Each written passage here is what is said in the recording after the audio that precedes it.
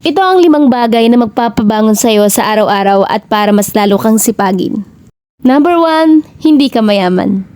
Dahil kung hindi ka mayaman, kailangan mo talagang gumising sa araw-araw para magtrabaho at sipagin at maghanap buhay para sa pamilya mo at para sa sarili mo.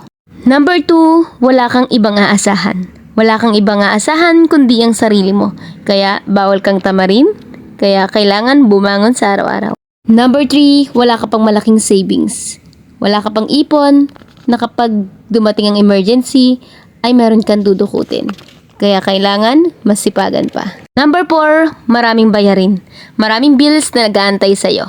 Buti pa nga ang mga bayarin hindi nauubos. Kaya kailangan masipagan at bawal tamarin. Number 5, para sa maraming utang. Nakaka-stress naman talaga kapag maraming utang, kaya i-goal mo na ngayon na maubos na yung mga pinagkakautangan mo. Sana ay nagustuhan mo ang video na ito, kaya wag mong kalilibutang mag-like and subscribe sa channel ko para lagi kang updated sa mga videos ko. Maraming salamat and God bless.